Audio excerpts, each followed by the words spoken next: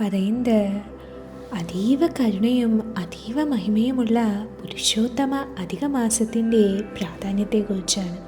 എങ്ങനെയാണ് ലോകം തള്ളിയ ഈ മാസത്തെ ഭഗവാൻ ഏറ്റവും മഹിമയുള്ളതാക്കി മാറ്റിയത് എന്നാണ് നമ്മളിന്ന് നോക്കുന്നത്. അപ്പോൾ നമുക്കറിയാം ഭാഗവതത്തിൻ്റെ ആ ആരംഭത്തെക്കുറിച്ച്.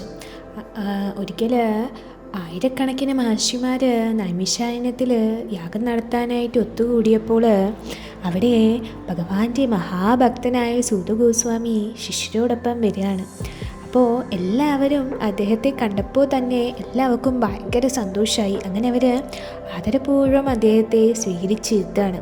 അപ്പോൾ അതിനുശേഷം അവർ പറയാണ് സൂതഗോസ്വാമിയോട് ദയവായിട്ട് ആ പരമദിവ്യോത്തമ പുരുഷനായ ഭഗവാന്റെ ലീലകളെക്കുറിച്ച് വർണ്ണിക്കാനായിട്ട്.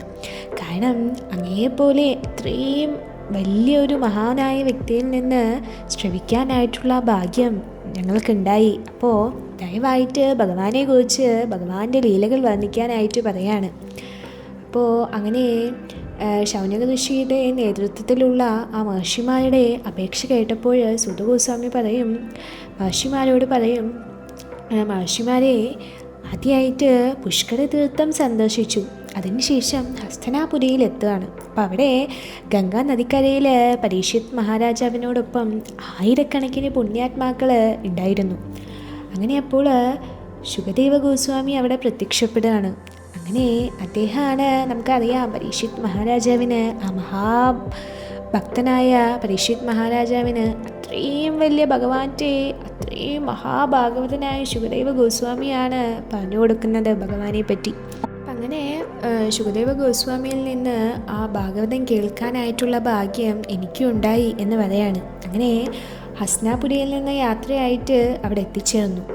അപ്പം അങ്ങനെ ഭഗവാനെ കുറിച്ച് കേട്ട ആ ലീലകളെല്ലാം വിവരിക്കാം എന്ന് പറയാണ്. അങ്ങനെ ഒരിക്കൽ നാരദമുനി ഭഗവാൻ നാരായണ ഋഷിയുടെ വാസസ്ഥലമായ ബദ്രികാശ്രമത്തിലേക്ക് പോവുകയാണ്. അപ്പം അവിടെ അളകനന്ദ നദി അദ്ദേഹത്തിൻ്റെ പാദപങ്കജങ്ങളിൽ നിന്ന് ഒഴുകിക്കൊണ്ടിരിക്കുകയാണ്. അപ്പം നാരദമുനി അങ്ങനെ അദ്ദേഹത്തിന് പ്രണാമങ്ങൾ അർപ്പിച്ചു. അതിനുശേഷം പ്രാർത്ഥിക്കുകയാണ്, അല്ലയോ ദേവാദിദേവ, കരുണാസമുദ്രമേ, സകല സൃഷ്ടികളുടെയും നാഥനായിട്ടുള്ളവനെ, അങ്ങാണ് പരമസത്യം, സകല സത്യങ്ങളുടെയും അന്തസത്യവും. അപ്പം എല്ലാത്തിൻ്റെയും എല്ലാ ഉറവിടവും ഭഗവാനാണ്. അങ്ങനെ ഭഗവാന് പ്രണാമങ്ങൾ അർപ്പിക്കുകയാണ്. അപ്പോൾ എന്നിട്ട് ചോദിക്കുകയാണ്, ഈ ഭൗതിക ലോകത്തിൻ്റെ സർവ്വജീവാത്മാക്കളും എല്ലാവരും ഈ ഇന്ദ്രിയാസ്വാദനത്തിലാണ് മുഴുകിയിരിക്കുന്നത്. അങ്ങനെ അവർ ഈ ഇന്ദ്രിയ ആസ്വാദനം, നമ്മളായാലും അങ്ങനെയാണ്, നമ്മളെല്ലാവരും ഈ ഭൗതിക ബന്ധനത്തിലാണ്, ഇന്ദ്രിയങ്ങളുടെ ബന്ധനത്തിലാണ് നമ്മൾ. അപ്പം അങ്ങനെ നമ്മുടെ ആ ആത്യന്തികമായ ലക്ഷ്യം അതെന്താണെന്ന് മറന്നുപോയി. എന്താണ് ഭഗവാനെക്കുറിച്ച് അറിയുക, ഭഗവാനിലേക്ക് മടങ്ങുക. അപ്പം ആ ഒരു ലക്ഷ്യം നമ്മൾ മറന്നുപോയി. ആയതിനാൽ ഈ കുടുംബജീവിതം നയിക്കുന്നവർക്കും അതുപോലെ തന്നെ പരിത്യാഗ ജീവിതം സ്വീകരിച്ചവർക്കും മുനിമാർക്കും അങ്ങനെ എല്ലാവർക്കും ഭഗവാന്റെ സന്നിധിയിലേക്ക് പോകാനായിട്ടുള്ള മാർഗനിർദ്ദേശം നൽകാനായിട്ട് നാരദമുനി പറയാണ്. അപ്പോൾ നാരായണ ഋഷി പറയും, പരമദിവ്യോത്തമ പുരുഷനായ ആ ഭഗവാന്റെ ലീലകൾ ശ്രവിക്കുക. എന്താണെന്ന് വെച്ചാൽ എല്ലാതരം പാപങ്ങളും ആ ഭഗവാനെക്കുറിച്ച് ശ്രവിക്കുന്ന മാത്രയിൽ തന്നെ ഇല്ലാതാവും.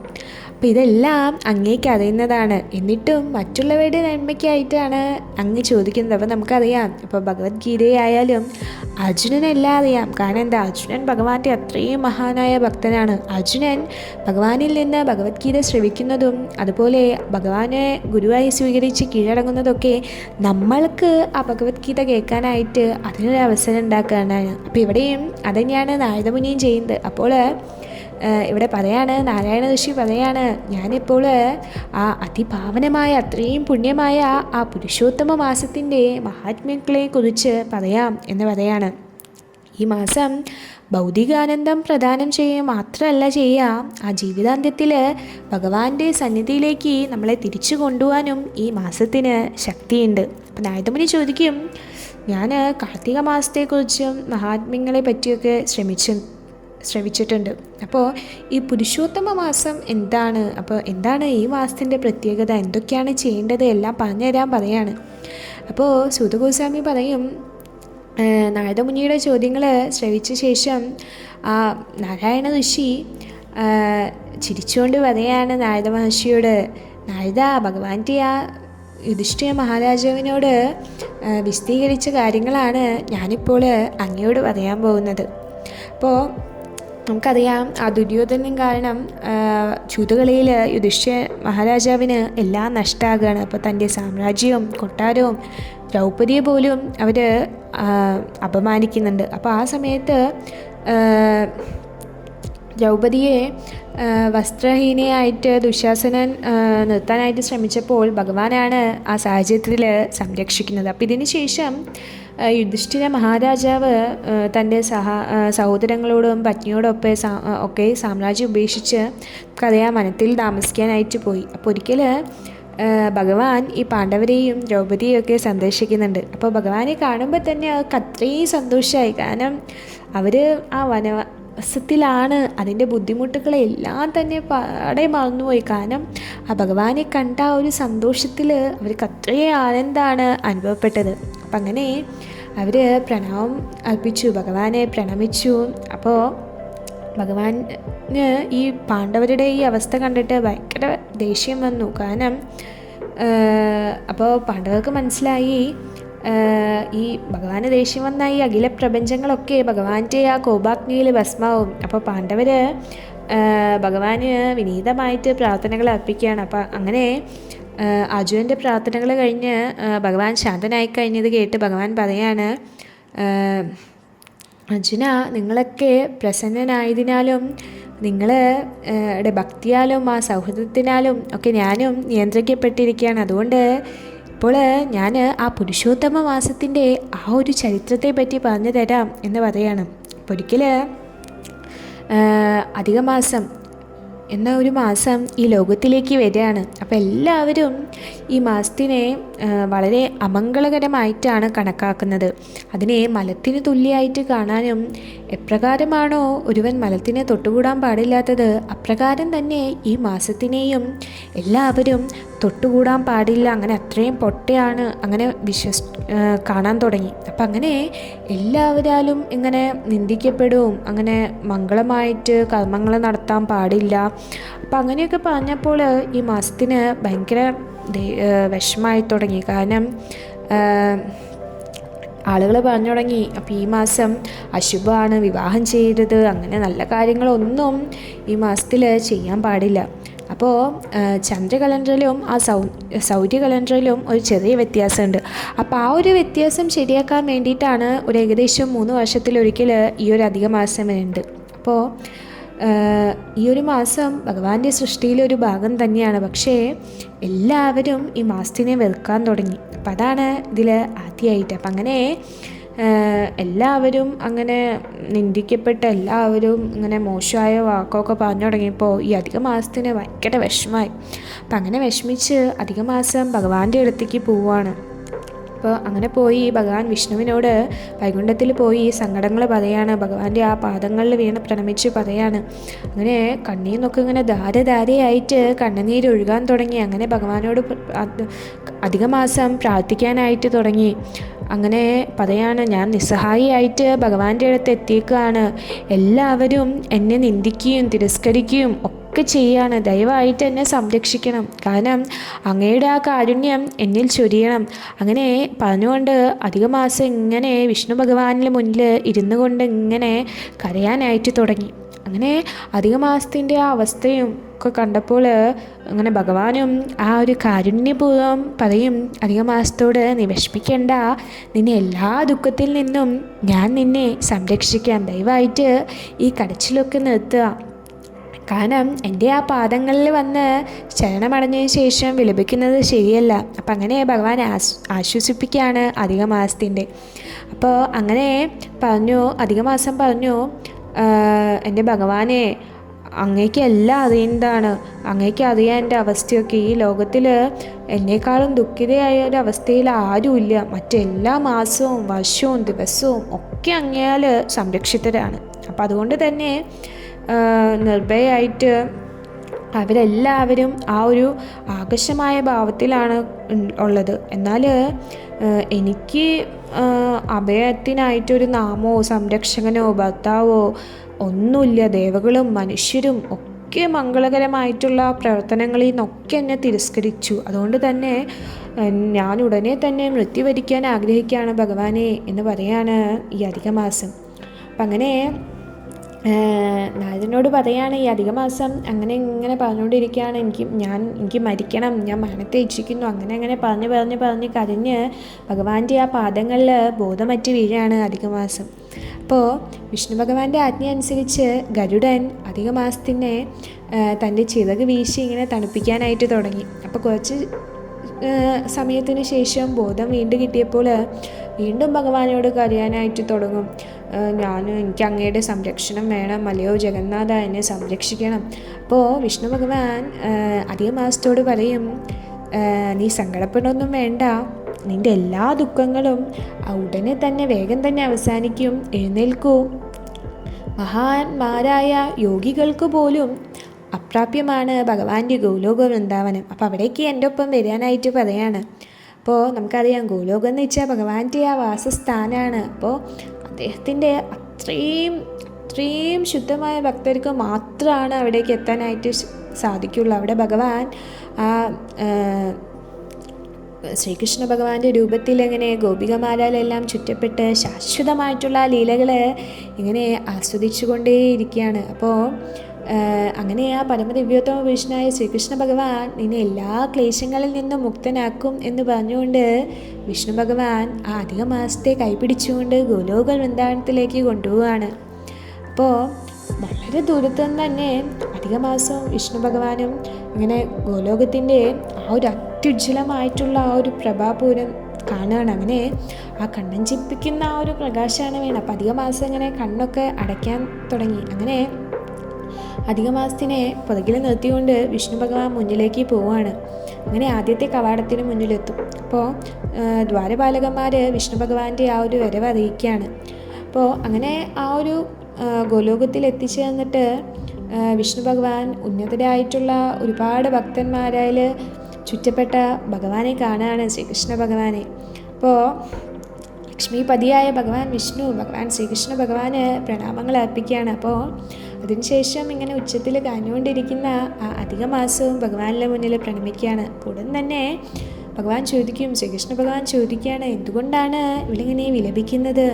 ഗോലോക വൃന്ദാവനത്തിൽ എത്തിയിട്ടും എന്തിനാണിങ്ങനെ കരഞ്ഞുകൊണ്ടിരിക്കുന്നത്? അപ്പോൾ ശ്രീകൃഷ്ണ ഭഗവാന്റെ വാക്കുകൾ കേട്ടിട്ട് വിഷ്ണു ഭഗവാൻ പറയാണ്, അവിടെ നിന്ന് ഇരിക്കുന്നിടത്ത് നിന്ന് എഴുന്നേറ്റിട്ട് പറയും, അങ്ങനെ അധികമാസത്തിൻ്റെ അവസ്ഥയൊക്കെ പറയാണ്. അപ്പോൾ ഈ മാസത്തെ സംരക്ഷിക്കാനായിട്ട് ശ്രീകൃഷ്ണ ഭഗവാനോട് യാചിക്കുകയാണ്, അങ്ങേക്കല്ലാതെ ആർക്കും ഈ അധികമാസത്തെ നരകീയമായ അവസ്ഥയിൽ നിന്ന് രക്ഷിക്കാനും സംരക്ഷണം അരുളാനും സാധിക്കില്ല. അങ്ങനെ പറഞ്ഞുകൊണ്ട് കൂപ്പുകൈകളോട് ഇങ്ങനെ നിൽക്കുകയാണ് വിഷ്ണു ഭഗവാൻ. അപ്പോൾ സുതഗോസ്വാമി പറയാണ്, അപ്പം അങ്ങനെ വിഷ്ണു ഭഗവാൻ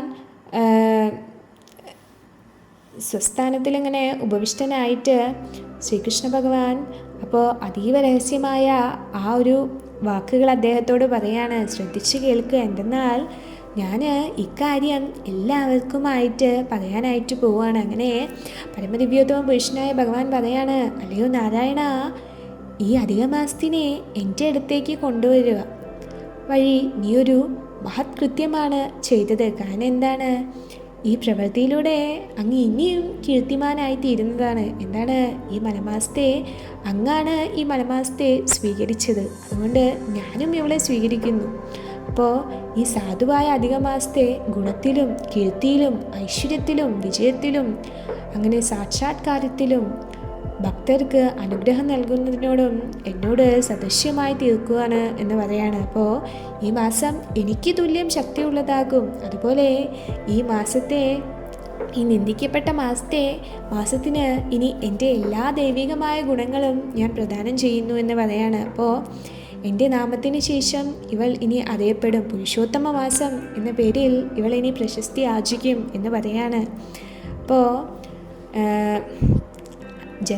പറയാണ്, അല്ലയോ ജനാർദ്ദന, ഇപ്പോൾ എൻ്റെ ഗുണങ്ങളൊക്കെ ഇവൾക്കുണ്ട്. അതുകൊണ്ട് ഇവളുടെ ഭർത്താവും സംരക്ഷകനും ഒക്കെ ഞാനാണ്. അതുകൊണ്ട് എന്നോട് തുല്യമായതിനാൽ ഈ മാസം മറ്റെല്ലാ മാസത്തിനും അധിപയാകുന്നതാണ് എന്ന് പറയാണ്. അതുപോലെ തന്നെ ഈ മാസം എല്ലാവരുടെയും ആരാധനപാത്രവും ആകുന്നതാണ്. ഏവരും ഇവളെ പ്രണമിക്കേണ്ടതുമാണ്, ആരാധിക്കേണ്ടതുമാണ്. അതുപോലെ തന്നെ ഏത് തരം അനുഗ്രഹം നൽകാനും ഈ മാസം അത്രയും തുല്യ ശക്തിയുള്ളതാകുന്നു. അതുപോലെ തന്നെ ഒന്നിലോ അതിലധികമോ ആശകൾ അതുപോലെ പൂരിതമായ മറ്റു മാസങ്ങളിൽ നിന്നും വ്യത്യസ്തമായിട്ട് ഉള്ളതാണ് ഈ മാസം. ഈ മാസത്തിനെ ആരാധിക്കുന്നവർ പൂർവമായിട്ടുള്ള പാപകർമ്മങ്ങളെല്ലാം തന്നെ ഭസ്മമാക്കുകയും അതുപോലെ തന്നെ ഭൗതിക മണ്ഡലത്തിൽ ആനന്ദകരമായ ജീവിതം ആസ്വദിച്ചതിന് ശേഷം ജീവിതാന്ത്യത്തിൽ ഭഗവത് ധാമമായ ഗോലോക വൃന്ദാവനത്തിലേക്ക് തിരിച്ചു വരികയും എന്ന് പറയാണ്. അപ്പോൾ അത്രയും മഹത്വമാണ് പുരുഷോത്തമ മാസം എന്ന് പറയുന്ന ഈ അധിക മാസത്തിന്.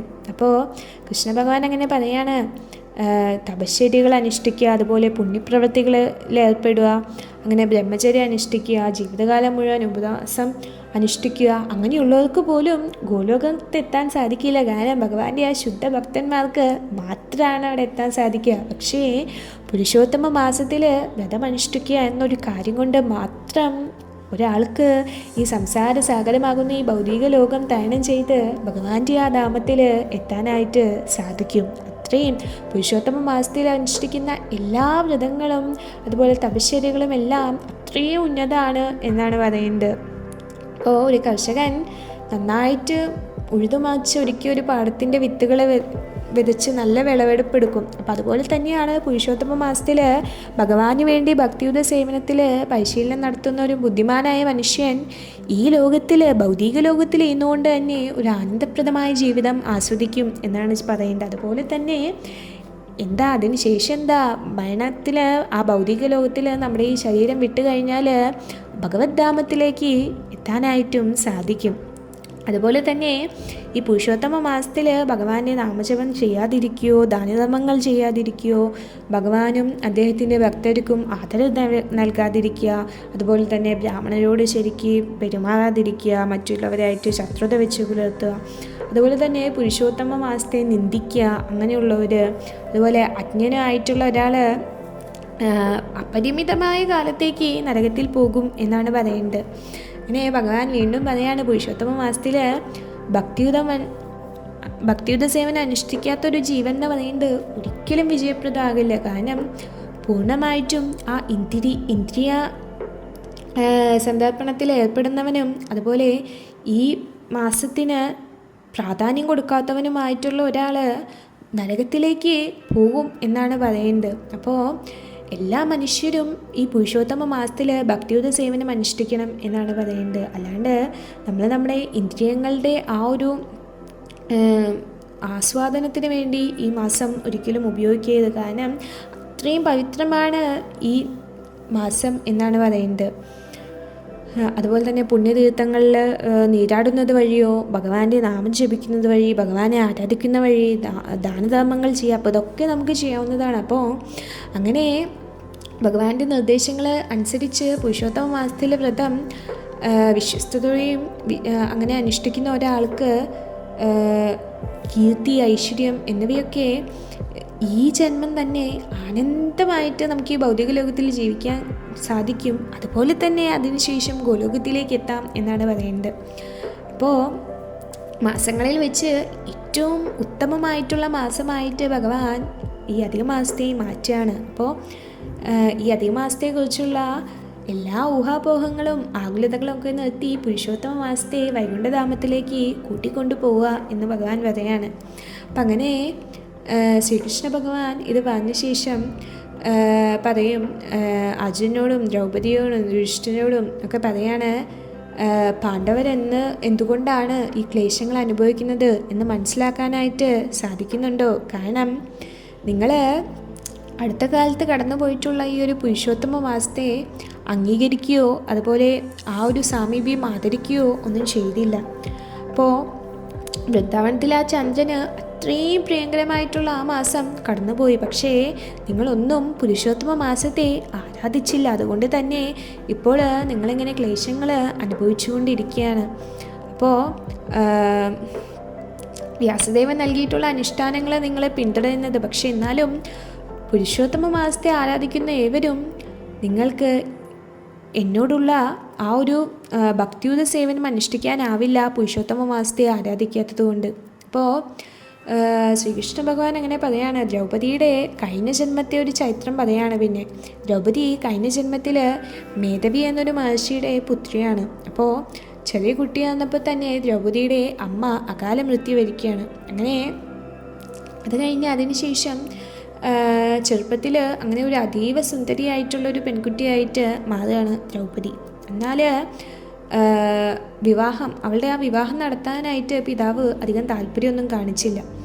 അപ്പോൾ തൻ്റെ സയ്യകളെ ഭർത്താക്കന്മാരൊപ്പം കുട്ടികളോടൊപ്പം കൂടിക്കണ്ട് അങ്ങനെ ദുഃഖിതയായിട്ട് കാലം കഴിച്ചു കൂട്ടുകയാണ്. അങ്ങനെ കുറച്ച് കഴിഞ്ഞപ്പോൾ പിതാവും മരിക്കുകയാണ്. അങ്ങനെ അതിനുശേഷം അവളുടെ ജീവിതം കൂടുതൽ ക്ലേശകരമായിട്ടുള്ള ആ ഒരു അവസ്ഥയിലേക്ക് പോവുകയാണ്. അങ്ങനെ ഒരിക്കൽ ദുർവാസ മുനി ആശ്രമത്തിൽ എത്തുകയാണ്. അങ്ങനെ അദ്ദേഹത്തിന് എല്ലാവിധ ഉപചാരങ്ങളും ചെയ്ത ശേഷം അവൾ തൻ്റെ ദുഃഖങ്ങളെല്ലാം മുനിയോട് പറയാണ്. അപ്പോൾ പറയും, അങ്ങേക്ക് എല്ലാം അറിയാം, എനിക്ക് ഈ ലോകത്തിൽ ആരും അഭയേകാനായിട്ടില്ല, ബന്ധുക്കളൊക്കെ എനിക്ക് നഷ്ടപ്പെട്ടു, ഇപ്പോൾ പിതാവും നഷ്ടപ്പെട്ടു, അപ്പോൾ എനിക്കൊരു മുതിർന്ന സഹോദരനില്ല, അവിവാഹിതയായതിനാൽ ഒരു ഭർത്താവില്ല, അപ്പോൾ എന്താണ് എന്നെ എന്തെങ്കിലും ചെയ്ത് ഈ ക്ലേശങ്ങളിൽ നിന്നൊക്കെ രക്ഷിക്കണം, ഞാൻ എന്താ ചെയ്യേണ്ടതൊക്കെ ചോദിക്കുകയാണ്. അപ്പോൾ അങ്ങനെ യാചിക്കുകയാണ് ഈ ക്ലേശങ്ങളിൽ നിന്ന് രക്ഷിക്കാൻ പറഞ്ഞിട്ട്. അപ്പോൾ അങ്ങനെ ഇതൊക്കെ കേട്ട് ദുർവാസ മുനി പറയും, അങ്ങനെ ചിന്തിച്ചിട്ട് പറയാണ്, ഇന്നേക്ക് 3-ാം മാസത്തിന് ശേഷം പുരുഷോത്തമ മാസം ആരംഭിക്കും. അപ്പോൾ ഭഗവാന് അത്യന്തം പ്രിയങ്കരാണ് ഈ മാസത്തിൽ. അപ്പോൾ പുണ്യതീർത്ഥ സ്ഥാനങ്ങളിൽ പുണ്യതീർത്ഥത്തിൽ സ്നാനങ്ങൾ ചെയ്യുന്നതുകൊണ്ട് മാത്രം നമുക്ക് പൂർണ്ണമായിട്ടും പാപമുക്തനാകാനായിട്ട് സാധിക്കും. അപ്പോൾ ഈ മാസം അത്രയും മഹത്വമാണ് മറ്റ് എല്ലാ മാസങ്ങളെക്കാട്ടും. മറ്റു മാസങ്ങളുടെ മഹത്വം നോക്കിയാൽ ഈ മാസത്തിൻ്റെ 14 അംശം പോലും വരില്ല എന്ന് പറയാണ്. അപ്പോൾ ഈ മാസത്തിൽ ഒരു തവണയിലും തീർത്ഥത്തിൽ സ്നാനം ചെയ്യുകയാണെങ്കിൽ 12,000 വർഷങ്ങളോളം ഗംഗയിലും ഗോദാവരിയിലും സ്നാനം ചെയ്ത ഫലം ലഭ്യമാകും. അതുപോലെ തന്നെ ഭഗവാന്റെ നാമങ്ങളെ ഭക്തിപൂർവ്വം ജപിക്കുക, ദാനധർമ്മങ്ങൾ ചെയ്യുക, അങ്ങനെയൊക്കെ ചെയ്യണവരെ ദുഃഖമെല്ലാം അകന്നു പോവും. അപ്പോൾ ഇതെല്ലാം നീ ചെയ്യുക, അപ്പോൾ ആത്മാർത്ഥമായിട്ട് വ്രതം അനുഷ്ഠിക്കുക എന്ന് പറഞ്ഞ് ദുർവാസ മുനി പോവാണ്. അപ്പോൾ പക്ഷേ എന്തുണ്ടാവും എന്ന് വെച്ചാൽ ആ ബ്രാഹ്മണകുമാരി മഹർഷിയുടെ വാക്കുകളെ വിശ്വസിക്കില്ല. മറിച്ച് വളരെ ദേഷ്യത്തിൽ പറയും, അങ്ങ് കള്ളം പറയാണ്, ഈ മലമാസം എന്നറിയപ്പെടുന്ന അധികമാസം എങ്ങനെയാണ് ഈ മാഘം, കാർത്തിക മാസം, വൈശാഖം തുടങ്ങിയ മാസങ്ങളെക്കാട്ടും ഉന്നതാകുക? എനിക്കിതൊരിക്കലും വിശ്വസിക്കാനായിട്ട് സാധിക്കില്ല. അധികമാസം പുണ്യപ്രവൃത്തികൾ ചെയ്യുന്നത് വളരെ ഏറ്റവും പൊട്ട മാസമാണിത് എന്നൊക്കെ പറയാണ്. അപ്പോൾ ദുർവാസ മഹർഷി കോപാകുലനായിട്ട് പറയാണ്, അങ്ങനെ അത്രയും ദേഷ്യം വരും, അദ്ദേഹത്തിൻ്റെ ശരീരമൊക്കെ ഇങ്ങനെ കോപത്തിൽ ജലിച്ച് ഇങ്ങനെ കണ്ണൊക്കെ ഇങ്ങനെ ചോന്നു തുടങ്ങിയ. പക്ഷെ എന്നാലും ആ പെൺകുട്ടിയുടെ നിസ്സഹായാവസ്ഥ കണ്ടിട്ട് അദ്ദേഹം ഇങ്ങനെ സ്വയം ഇങ്ങനെ നിയന്ത്രിച്ച് നിൽക്കുകയാണ്. അദ്ദേഹം പറയും, വിധിയായ പെൺകുട്ടി, എൻ്റെ പിതാവ് എൻ്റെ സുഹൃത്തായതുകൊണ്ടും നിന്നെ അറിവില്ലാത്ത എന്ന നിലയിലും ഞാൻ നിന്നെ ശപിക്കുന്നില്ല. പക്ഷേ നീ എന്നോട് ചെയ്ത അപരാധം ഞാൻ കാര്യമായിട്ട് എടുക്കില്ല. പക്ഷേ പുരുഷോത്തമ മാസത്തിനെതിരെ നീ ചെയ്ത അപരാധം എനിക്ക് പൊറുക്കാനാവില്ല. അതുകൊണ്ട് അടുത്ത ജന്മത്തിൽ നീ ഇതിനുള്ള ഭവിഷ്യത്തുകൾ അനുഭവിക്കും എന്നാണ് പറയുന്നത്. അങ്ങനെ പറഞ്ഞ് ആ സ്ഥലത്ത് നിന്ന് പോവാണ് അദ്ദേഹം. അപ്പോൾ ശ്രീകൃഷ്ണ ഭഗവാൻ പറയും, ദുർവാസ മഹർഷി ആ സ്ഥലത്ത് നിന്ന് പോയതിന് ശേഷം ആ ബ്രാഹ്മണ യുവതി ആ നിമിഷത്തിൽ തന്നെ എല്ലാ ഐശ്വര്യങ്ങളും നഷ്ടപ്പെട്ടവളായി തീരുകയാണ്. കാരണം പുരുഷോത്തമ മാസത്തെ നിന്ദിക്കൽ നാൾത്തോറും ശരീരത്തിലെ ആ ഭംഗിയൊക്കെ നഷ്ടപ്പെട്ടൊരു വിരൂപിയായി തീരുകയാണ്. പിന്നീട് ആശുതോഷ് എന്നറിയപ്പെടുന്ന മഹാദേവനെ തപസ് ചെയ്യാനായിട്ട് തീരുമാനിക്കും. അങ്ങനെ അതികഠിനമായിട്ടുള്ള തപസ്സിൽ മഹാദേവനെ പ്രീതിപ്പെടുത്താനായിട്ട് ശ്രമിക്കുകയാണ്. ചുട്ടുപൊള്ളുന്ന വേനൽക്കാലത്തും ഇങ്ങനെ തപസ് ചെയ്തുകൊണ്ടേയിരുന്നു. അതുപോലെ തണുപ്പ് കാലത്ത് തണുത്തുറഞ്ഞ ജലമധ്യത്തിലൊക്കെ നിന്ന് തപസ് ചെയ്തു. അങ്ങനെ തപസ് കണ്ടിട്ട് ദേവകൾ പോലും അങ്ങനെ പേടിച്ചു തുടങ്ങി. അപ്പോൾ മഹാദേവൻ അങ്ങനെ പ്രത്യക്ഷമാകാണ്. അപ്പോൾ മഹാദേവൻ്റെ ആ ഒരു സാമീപ്യത്തിൽ വളരെ സന്തോഷമായി. അപ്പോൾ തപസ് കൊണ്ട് ആ ദുർബലമായിത്തീരുന്ന ശരീരം വീണ്ടും ആരോഗ്യമുള്ള നല്ലൊരു ശരീരമായി തീരാണ്. അതുപോലെ ആ ശരീരത്തിൻ്റെ ഭംഗിയൊക്കെ തിരിച്ചു കിട്ടി അതീവ സുന്ദരിയായി തീർന്നു. അപ്പോൾ അങ്ങനെ മഹാദേവന് പ്രാർത്ഥന അർപ്പിക്കുകയാണ്. എന്നിട്ട് പറയുകയാണ്, എനിക്കൊരു പതിയെ തരൂ, അങ്ങനെ 5 പ്രാവശ്യം എനിക്കൊരു പതിയെ തരൂ എന്ന് പറഞ്ഞ് മിണ്ടാണ്ടിരിക്കണം. അപ്പോൾ മഹാദേവൻ പറഞ്ഞു, അങ്ങനെ തന്നെ ആവട്ടെ, നീ ഭർത്താവിന് വേണ്ടി 5 പ്രാവശ്യം ആവശ്യപ്പെട്ടതിനാൽ നിനക്ക് 5 ഭർത്താക്കന്മാർ ലഭിക്കും. അപ്പോൾ അങ്ങനെ ഈ കുട്ടി പറയും, അല്ലയോ ദേവ, ഒരു പെൺകുട്ടിക്ക് 5 ഭർത്താവ് ഉണ്ട് എന്ന് പറയുന്നത് പൊട്ടയാണ്. അപ്പോൾ ദയവ് ചെയ്ത് വരം തിരിച്ചെടുക്കണമെന്ന് പറയുകയാണ്. അപ്പോൾ മഹാദേവൻ പറയും, അത് അസാധ്യമാണ്, നീ എന്താ ആവശ്യപ്പെട്ടോ അതാണ് ലഭിക്കുക എന്ന് പറയും. അങ്ങനെ പറയും, അടുത്ത ജന്മത്തിൽ നിനക്ക് 5 ഭർത്താക്കന്മാരെ ലഭിക്കും. അതുപോലെ തന്നെ മുൻപ് നീ ദുർവാസ മഹർഷിയുടെ ആ ഒരു നിർദ്ദേശങ്ങളെ ഒക്കെ നിരാകരിച്ച് പുരുഷോത്തമ മാസ്റ്ററിനെ നിന്ദിച്ചു. അതുകൊണ്ട് ദുർവാസ മഹർഷിയുടെയും എൻ്റെയും ദേഹങ്ങൾ തമ്മിൽ യാതൊരു അന്തരവുമില്ല. ഞാനും ബ്രഹ്മദേവനടക്കമുള്ള എല്ലാ ദേവഗണങ്ങളും നാരദ മഹർഷിയെ പോലുള്ള മഹാഭക്തരൊക്കെ പുരുഷോത്തമ മാസത്തിനെ ആരാധിക്കുന്നുണ്ട്. അപ്പോൾ പുരുഷോത്തമ മാസത്തിനെ ആരാധിക്കുന്ന എല്ലാവർക്കും ഈ ജന്മത്തിൽ തന്നെ എല്ലാ സൗഭാഗ്യവും ലഭിക്കും എന്ന് പറയാണ്. അപ്പോൾ നീ പുരുഷോത്തമ മാസത്തെ അധിക്ഷേപിച്ചു, അപ്പോൾ നിനക്ക് എന്തായാലും 5 ഭർത്താക്കന്മാരെ തന്നെ ലഭിക്കും. അപ്പോൾ അതൊക്കെ കേൾക്കുമ്പോൾ ഈ പെൺകുട്ടിക്ക് വളരെ പശ്ചാത്താപം വരും. അപ്പോൾ അങ്ങനെ മഹാദേവൻ പോവാണ്. അപ്പോൾ ഈ ബ്രാഹ്മണ കന്യക ഇങ്ങനെ ഭാവിയെ പറ്റി ഇങ്ങനെ ഒരുപാട് വിഷമങ്ങളും ഭയവും ഒക്കെ ഉള്ളതായിട്ട് ഇങ്ങനെ ഇരിക്കുകയാണ്. അങ്ങനെ കുറച്ച് നാളുകൾക്ക് ശേഷം അങ്ങനെ ആ ദേഹം വെടിയാണ്. അപ്പോൾ അർജുനനോട് ഭഗവാൻ പറയാണ്, അങ്ങനെ ദ്രുപദ മഹാരാജാവ് യാഗം നടത്താന്ന്. അപ്പോൾ യാഗാഗ്നിയിൽ നിന്ന് വീണ്ടും ആ ബ്രാഹ്മണ കന്യക ദ്രുപദപുത്രിയായിട്ട് വരികയാണ്. അങ്ങനെ ഈ പുത്രി തന്നെയാണ് ആ മേധാവി ഋഷിയുടെ പുത്രി തന്നെയാണ് ദ്രൗപദി എന്ന പേരിൽ വന്നത്. അപ്പോൾ അവൾ തന്നെയാണ് അങ്ങയുടെ പത്നിയും. അങ്ങനെ പുരുഷോത്തമ മാസത്തെ നിന്ദിച്ചതുകൊണ്ട് നികഞ്ഞ കുരുവംശ സഭയിൽ 5 ഭർത്താക്കന്മാരുടെ മുന്നിൽ വെച്ച് അപമാനിക്കപ്പെട്ടു. പക്ഷേ ഭാഗ്യവശാൽ ഭഗവാനെ സ്മരിച്ചതുകൊണ്ട് ഭഗവാൻ അവളെ എല്ലാ അപരാധങ്ങളും പൊറുത്തിട്ട് ഭഗവാൻ സംരക്ഷിക്കുകയാണ് ഉണ്ടായത്. ഇപ്പോൾ പാണ്ഡവരോട് പറയാണ്, പുരുഷോത്തമ മാസത്തെ ആരാധിക്കാനായിട്ട് മറക്കരുത്. അതുപോലെ തന്നെ പുരുഷോത്തമ മാസത്തെ ഒരിക്കലും നിന്ദിക്കരുത്. അങ്ങനെ ചെയ്യുന്ന ഒരാളും ഭാഗ്യശാലികളാവില്ല. പുരുഷോത്തമ മാസം നിങ്ങളുടെ എല്ലാ ആഗ്രഹങ്ങളും പൂർത്തിയാക്കും, എല്ലാ ദുഃഖങ്ങളും അകറ്റും ഒക്കെ ചെയ്യും. അപ്പോൾ പറയാണ്, നിങ്ങളുടെ ഈ 13 വർഷത്തെ വനവാസം അവസാനിക്കാനായിട്ട് പോവുകയാണ്, 13 വർഷത്തെ. അപ്പോൾ ഈ പുരുഷോത്തമ മാസത്തെ നിങ്ങൾ ആത്മാർത്ഥമായിട്ട് ആരാധിക്കുക. കാരണം എല്ലാവിധ നന്മകളും നിങ്ങൾക്കധികം ആ മാസം നൽകും. അപ്പം അങ്ങനെ പറഞ്ഞ് പാണ്ഡവരെ ആശ്വസിപ്പിച്ച ശേഷം ഭഗവാൻ ദ്വാരകയിലേക്ക് പോവാണ്. അപ്പോൾ കുറച്ച് നാളുകൾക്ക് ശേഷം അങ്ങനെ യുധിഷ്ഠിര മഹാരാജാവ് പുരുഷോത്തമ മാസം വന്നപ്പോൾ യുധിഷ്ഠിര മഹാരാജാവ് അങ്ങനെ ദ്രൗപദിക്കും സഹോദരങ്ങൾക്കുമൊപ്പം ആ പുരുഷോത്തമ മാസങ്ങളെ ഭഗവാൻ പറഞ്ഞ പോലെ ആരാധിക്കുകയാണ്. അങ്ങനെ നഷ്ടപ്പെട്ട സാമ്രാജ്യം വീണ്ടെടുക്കുകയും അങ്ങനെ പിന്നെ ആനന്ദകരമായിട്ടുള്ള ജീവിതവും അങ്ങനെ അവസാനം ഭഗവാന്റെ ആ കാരുണ്യത്തിൽ ഗോലോകത്തിലേക്ക് എത്താനായിട്ടും സാധിക്കുകയാണ്. അപ്പോൾ പുരുഷോത്തമ മാസം നമ്മൾ പറഞ്ഞു ഓരോ 2 അല്ലെങ്കിൽ 3 വർഷം കൂടുമ്പോൾ ഈ ഒരു മാസം വരും. ആ ഒരു നമ്മളിപ്പോൾ ലീപ് ഇയർ എന്നൊക്കെ പറയുന്ന പോലെ അതിനുള്ളൊരു സമാനമായിട്ടുള്ള ഒന്നാണ്. അപ്പോൾ നമ്മുടെ ആ ഒരു ജ്യോതിഷപരവും ജ്യോതിശാസ്ത്രമായിട്ടുള്ള കണക്കുകൂട്ടൽ തീർത്താൻ വേണ്ടിയിട്ട് ഭഗവാൻ തന്നെ ഒരു കാലഗണന രൂപത്തിൽ പ്രത്യക്ഷപ്പെടുന്നതിനാൽ ഈ മാസം വളരെ മംഗളകരമായതാണ് എന്നാണ് പറയുന്നത്. കാരണം ആ അധികം എന്ന് വെച്ചാൽ അത്രയും മികച്ചത് അല്ലെങ്കിൽ മഹത്തായത് അങ്ങനെയാണ് പറയുന്നത്. അപ്പോൾ അങ്ങനെയാണ്. അപ്പോൾ നമ്മുടെ ഒരു ചാന്ദ്രവർഷം എന്ന് പറയുന്നത് 354.366 ദിവസമാണ്. അതുപോലെ സൂര്യവർഷം എന്ന് പറയുന്നത് 365.25 ദിവസമാണ്. അപ്പോൾ അങ്ങനെ വരുമ്പോൾ ചാന്ദ്രവർഷം എന്ന് പറയുന്നത് സൗരവർഷത്തെക്കാട്ടും പിന്നിലാവും. അപ്പോൾ ഈ ചാന്ദ്രവർഷത്തെ തുല്യമാക്കണം സൗരവർഷത്തോട്. അപ്പോൾ അതിന് വേണ്ടിയിട്ട് 3 വർഷത്തിന് ശേഷം ഒരു ചാന്ദ്രമാസം കൂട്ടിച്ചേർക്കും. അപ്പം അങ്ങനെ ജ്യോതിശാസ്ത്രപ്രകാരം ഈ ഒരു ചാന്ദ്രമാസത്തെ അധിക മാസം എന്ന് വിളിക്കും. അപ്പോൾ ഈ മാസം എന്ന് പറയുന്നതാണ് അപ്പോൾ നമ്മുടെ ഈ പുരുഷോത്തമ മാസം. അപ്പോൾ ഈ കലണ്ടറുകളിലൊക്കെ ആ ഒരു ചന്ദ്രൻ്റെ ദശകളെ അടിസ്ഥാനമാക്കിയാണ് ഈ മാസം എന്ന് പറയുന്നത്.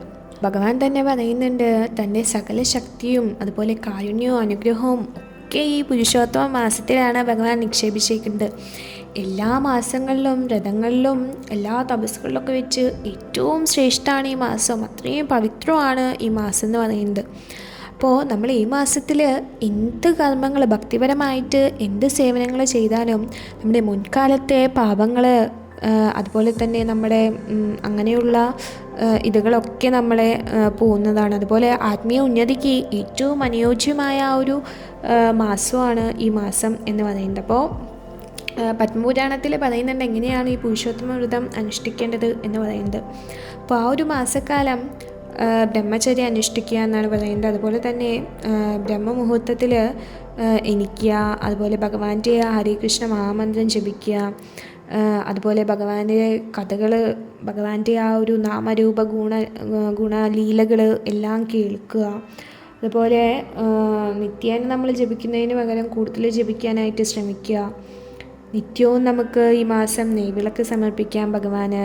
അതുപോലെ തുളസി ദേവിക്ക് ആരതി ഒഴിയാം, പ്രദക്ഷിണം വയ്ക്കാം, ക്ഷേത്രദർശനം നിത്യവും നടത്താം, 4 തവണ പ്രദക്ഷിണം വയ്ക്കാം. അതുപോലെ ഭഗവാന്റെ രാധാകൃഷ്ണ ഭഗവാന്റെ വിഗ്രഹങ്ങളിൽ ചിത്രങ്ങളിലൊക്കെ നമുക്ക് പൂവുകൾ, തുളസി ദളങ്ങൾ അങ്ങനെ നമുക്ക് അതൊക്കെ അർപ്പിക്കാം. അതുപോലെ സൂര്യോദയത്തിന് മുന്നായിട്ട് സ്നാനം ചെയ്യുക. അതുപോലെ പുണ്യതീർത്ഥങ്ങളിൽ നമുക്ക് സ്നാനം ചെയ്യാൻ പറ്റുന്ന വെച്ചാൽ അത് ചെയ്യുക. പിന്നെ ശ്രീമദ് ഭാഗവതം, ഭഗവാന്റെയും രാധാറാണിയുടെയും ലീലകൾ ഇതൊക്കെ നമുക്ക്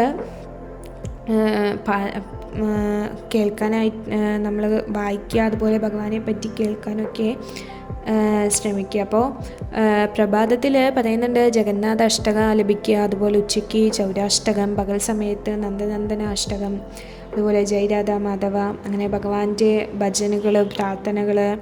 അതുപോലെ കൗടിന്യ മുനി പറയുന്നത് ഒരു ശ്ലോകമാണ്, അതായത് ഗോവർദ്ധനത രാം വന്ദേ ഗോപാലം ഗോപരൂപിണി ഗോകുലോത്സമീശാനാം ഗോവിന്ദം ഗോപികാപ്രിയം. അതായത് ഗോപബാലകനായിട്ട് ഗോപന്മാരോടൊപ്പം സദാ ലീലകളാടുന്ന ഗോവർദ്ധന പർവ്വതം കയ്യിലേന്തിയിട്ടുള്ള ആ ഗോപാലകൃഷ്ണനെ ഞാൻ വന്ദിക്കുന്നു. അതുപോലെ നിത്യവും ഉത്സവങ്ങൾ കൊണ്ടാടുന്ന ഗോകുലത്തിൻ്റെ നാഥനും ഗോപികമാരുടെ പ്രാണപ്രിയനുമായ ഗോവിന്ദനെ ഞാൻ ഭജിക്കുന്നു. അതാണ് അതിൻ്റെ അർത്ഥം. അതുപോലെ തന്നെ ഭഗവാന് നെയ്വിളക്ക് സമർപ്പിക്കാനായിട്ട് ശ്രമിക്കുക രാത്രിയിൽ. അതുപോലെ ഭാഗവതത്തിലെ 10-ാം സ്കന്ധം 14-ാം അധ്യായത്തിലെ ബ്രഹ്മസ്തുതി ഉണ്ട്, അതൊക്കെ പാരായണം ചെയ്യാൻ നോക്കുക. അതുപോലെ തന്നെ അത് കഴിഞ്ഞിട്ട് ശ്ലോകം പറയുന്നുണ്ട്, വന്ദേ നവഘനശ്യാം ത്രിഭുജം മുരളീധരം പീതാംബരതരം ദൈവം ശാരദം പുരുഷോത്തമം. അപ്പോൾ അതിൻ്റെ അർത്ഥം എന്ന് വെച്ചാൽ പുതുമഴ ആ മേഘത്തിൽ മേഘത്തിൻ്റെ പുതുമഴയുടെ ആ മേഘത്തിൻ്റെ ശ്യാമവർണ്ണം ഉള്ളതും അതുപോലെ ഇരു കൈയിലും ഓട്ടക്കുഴൽ ഏന്തിയനുമായിട്ടുള്ള ഭഗവാനെ ഞാൻ പ്രണമിക്കുന്നു എന്ന് പറയാണ്. അതുപോലെ മഞ്ഞപ്പെട്ടുടുത്തവനും ശരത്കാല ചന്ദ്രനെ പോലെ ശോഭിക്കുന്നവനുമായ ആ പുരുഷോത്തമ ഭഗവാനെ ഞാൻ ആരാധിക്കുന്നു. അപ്പോൾ ഈ മാസത്തിലുടനീളം അതുപോലെ നമ്മൾ ശാന്തതയും സത്യതയും ഒക്കെ പുലർത്തണം. അതുപോലെ ഭക്തർ, ബ്രാഹ്മണർ, സാധുക്കൾ, ഗോക്കൾ, ശാസ്ത്രങ്ങൾ, അങ്ങനെ പുരുഷോത്തമ വ്രതം നോക്കുന്നവരെ ഒന്നും നമ്മൾ നിന്ദിക്കാൻ പാടില്ല. അങ്ങനെ നമുക്ക് നമ്മുടെ ഇതിനെ വെച്ചതിനനുസരിച്ച് നമ്മൾ തപസ്സുകൾ ഇതൊക്കെ അനുഷ്ഠിക്കണം. അതുപോലെ എടുക്കുന്ന വ്രതം നമ്മൾ മധ്യത്തിൽ ഉപേക്ഷിക്കരുത്. പിന്നെ കുറേ പറയുന്നുണ്ട്, അതായത് നമ്മൾ തറയിൽ നിന്ന് ഭക്ഷണം കഴിക്കുക, അതൊക്കെ പറയുന്നുണ്ട്. പിന്നെ ഉച്ചയ്ക്കോ സൂര്യാസ്തമയത്തിനോ ശേഷം ഒരു നേരം ഭക്ഷണം കഴിക്കുന്നത് ഉത്തമമാണ്. പിന്നെ അതുപോലെ പാൽ മാത്രം കഴിക്കുക, പഴങ്ങൾ മാത്രം കഴിക്കുക, പാലോ പച്ചക്കറിയോ പാടില്ല, അല്ലെങ്കിൽ ധാന്യങ്ങൾ ഒഴിവാക്കി ഭക്ഷണം കഴിക്കുക. അതുപോലെ ചാതുർമാസ്യത്തിൻ്റെ നിയമങ്ങൾ വെച്ചുള്ള ഭക്ഷണം കഴിക്കാം. അതുപോലെ നമുക്ക് ദാനധർമ്മങ്ങൾ ചെയ്യാം. അപ്പോൾ അങ്ങനെ ഒരുപാട് കാര്യങ്ങളുണ്ട്. അപ്പോൾ നമുക്ക് പറ്റണ പോലെ നമ്മൾ ഈ ഒരു മാസത്തിൽ 30 ദിവസം നമ്മൾ വളരെ ശ്രദ്ധയോടെ ഭഗവാന്റെ രാധാകൃഷ്ണന് വേണ്ടി ഭക്തിയുത സേവനങ്ങളും ആരാധനയൊക്കെ ചെയ്യുക. അങ്ങനെ നമ്മൾ പൂർണ്ണ വിശ്വാസത്തോടെയും ഭക്തിയോടെയും കൂടി വേണം നമ്മൾ പുരുഷോത്തമ വ്രതം അനുഷ്ഠിക്കാനായിട്ട്. അപ്പോൾ നമ്മൾ എപ്പോഴും ഭഗവാന്റെ ആ ലീലകളും ഭഗവാനെ പറ്റിയൊക്കെ കേൾക്കുക. അപ്പോൾ നമുക്ക് ഇതിൽ നിന്ന് മനസ്സിലാക്കണം. അപ്പോൾ നമ്മൾ ഈ ഒരു മാസത്തിൻ്റെ കഥ എന്ന് പറയുന്നത് നമ്മൾ മനസ്സിലാക്കണം. അപ്പോൾ എല്ലാവരും ഭഗവാൻ എല്ലാവരും ആ വെറുക്കപ്പെട്ടപ്പോൾ അവസാനം ഭഗവാനിലാണ് ആ ഒരു സ്വീകരിക്കുന്നത്, ഭഗവാൻ നമ്മളെ സ്വീകരിക്കുന്നു. അപ്പോൾ അധിക മാസത്തിൻ്റെ ദുഃഖം നമ്മുടെ ഈ ഒരു ജീവാത്മാവിൻ്റെയും ദുഃഖമാണ്. അപ്പോൾ നമ്മൾ എന്ന് വെച്ചാൽ ഭഗവാനെ മറന്ന ആ ഒരു ആത്മാവാണ്. നമുക്കിപ്പോൾ പണം, പ്രശസ്തി എല്ലാം ഉണ്ടാകും, പക്ഷേ ഉള്ളിൽ നമുക്ക് ആളുകൾക്കൊക്കെ ആ ഒരു ശൂന്യതയാണ്. അപ്പോൾ ആ ഒരു ജീവാത്മാവിൻ്റെ ദുഃഖമാണ് ഇവിടെ അധിക മാസത്തിൻ്റെ ആ ഒരു ദുഃഖം എന്ന പോലെ ഇവിടെ കാണിക്കുന്നത്. അപ്പോൾ അതുപോലെ തന്നെ എല്ലാവരും ഈ ഒരു ദുഃഖം നമ്മൾ തള്ളുമ്പോൾ ഭഗവാൻ നമ്മളെ സ്വീകരിക്കും. അപ്പോൾ ഭഗവാന്റെ ആ ഒരു കരുണയാണ് നമ്മൾ ഭഗവാന്റെ തന്നെ ഒരു ഭാഗമാണ്. അപ്പോൾ ആരില്ലെങ്കിലും നമ്മളെ ഭഗവാൻ സ്വീകരിക്കും. ആ ഒരു വിശ്വാസം നമുക്ക് എപ്പോഴും ഉണ്ടാവണം. അപ്പോൾ നമ്മളെപ്പോഴും ഭഗവാന് വേണ്ടി ഉള്ള ഭക്തിയുത സേവനങ്ങൾ ചെയ്യാനും ഭഗവാൻ എല്ലാവരും ആ ഒരു നിരസിച്ച മാസത്തിനെ പൂർണ്ണമായിട്ടും ഭഗവാനിൽ ശരണാഗതി പ്രാപിച്ചപ്പോൾ അത്രയും ആ ഒരു നിന്ദിച്ച ആ ഒരു പൊട്ട മാസം എന്നതിൽ നിന്ന് ഭഗവാന് ഏറ്റവും പ്രിയപ്പെട്ട മാസം അല്ലെങ്കിൽ ഭഗവാന്റെ ഭക്തിയുത സേവനങ്ങൾ ചെയ്യണതിൽ അത്രയും ഉയർന്ന ആ ഒരു മാസം എന്ന ആ ഒരു സ്ഥാനത്തേക്ക് ആ ഒരു മാസത്തെ ഉയർത്തി. അപ്പോൾ ആ ഒരു മാസം എന്ന് പറയുന്നത് ആ ഒരു മാസത്തിൻ്റെ കഥ മാത്രമല്ല, നമ്മളും ഇങ്ങനെ തന്നെയാണ്. നമ്മളും ഭഗവാനെ മറന്ന് ഈ മായയിൽ അകപ്പെട്ട് ഇങ്ങനെ അഹങ്കാരത്തിൽ ജീവിക്കുകയാണ്, പല തെറ്റുകളും ചെയ്ത്. പക്ഷേ ആത്മാർത്ഥമായിട്ട് നമ്മൾ ഭഗവാനെ വിളിക്കുകയാണെങ്കിൽ ഭഗവാൻ നമ്മളെയും ഉയർത്തും. അപ്പോൾ നമുക്കറിയാം ജഗായ് മഗായ്, ആരാന്നു, അജാമിളൻ, ഇവരൊക്കെ ആ ഒരു പൂതന. അപ്പം എല്ലാവരും ഭഗവാനെ കൊല്ലാനായിട്ടും ഭഗവാനെ ഉപദ്രവിക്കാനായിട്ടും അല്ലെങ്കിൽ ഭഗവാനെ മറന്നു പോയവരൊക്കെയാണ്. പക്ഷേ ഭഗവാൻ എല്ലാവരെയും സ്വീകരിക്കുന്നുണ്ട്. അപ്പോൾ ഭഗവാൻ ഒരിക്കലും ഭക്തനെ തള്ളുന്നില്ല. അപ്പോൾ ഭക്തരും ഒരിക്കലും നമ്മൾ കുറച്ചിങ്ങനെ ചെയ്തിട്ട് ഭഗവാൻ നമ്മളെ കേൾക്കുന്നില്ല അല്ലെങ്കിൽ നമ്മൾക്ക് എന്ത് ചെയ്തിട്ടൊരു സന്തോഷമില്ല, ഭഗവാൻ നമ്മളെ മൈൻഡ് ചെയ്യില്ല, അങ്ങനെയൊന്നും വിചാരിക്കാൻ പാടില്ല. അപ്പോൾ നമ്മളെപ്പോഴും ഭഗവാനിൽ പൂർണ്ണമായിട്ടും വിശ്വസിക്കുക, ഭഗവാന് വേണ്ടിയുള്ള ഭക്തിയുത സേവനങ്ങൾ ചെയ്യുക. ഈ മാസം അത്രയും അത്യുത്തമമാണ്, നമുക്കറിയാം അത്രയും ഇമ്പോർട്ടൻസ് ആണ് ഈ മാസം എന്ന് പറയുന്നത്. അപ്പോൾ കൂടുതൽ ജപിക്കുക, ശ്രദ്ധയോടെ ജപിക്കുക, ഭഗവാന്റെ വേണ്ടിയുള്ള ഭക്തിയുത സേവനങ്ങൾ ചെയ്യുക, ഭഗവാനെ പറ്റി കേൾക്കുക, സമയം വെറുതെ ആവശ്യമായിട്ട് സമയം പാഴാക്കി അങ്ങനെയൊന്നും ചെയ്യാണ്ട് ഹൃദയം ശുദ്ധമാക്കി വെക്കാനായിട്ട് ശ്രമിക്കുക. അപ്പോൾ ആത്മാർത്ഥമായിട്ട് ഭഗവാനെ നമ്മൾ ശരണം പ്രാപിച്ചാൽ നമ്മുടെ ജീവിതവും വളരെ ആത്മീയമായിട്ട് മഹിമയുള്ളതായിട്ട് മാറും. അപ്പോൾ ഈ ഒരു പുരുഷോത്തമ മാസം നമ്മളെല്ലാവരുടെയും ജീവിതത്തിൽ അത്രത്തോളം മാറ്റങ്ങൾ ഉണ്ടാക്കാൻ നമ്മൾ ശ്രമിക്കുക. നമ്മുടെ കാർത്തിക മാസത്തെക്കാട്ടും അത്രയും പുണ്യമാണ് ഈ ഒരു മാസത്തിന് എന്ന് പറയുന്നത്. അപ്പോൾ നമുക്കറിയാം മെയ് 17 മുതൽ ജൂൺ 15 വരെയാണ് ഈ കൊല്ലം പുരുഷോത്തമ മാസം വരുന്നത്. അപ്പം എല്ലാവരും നമുക്ക് പറ്റുന്ന രീതിയിൽ ഭഗവാന് വേണ്ടി എന്തൊക്കെ പറ്റുമോ അതൊക്കെ ചെയ്യാൻ നോക്കുക. ഹരേ കൃഷ്ണ.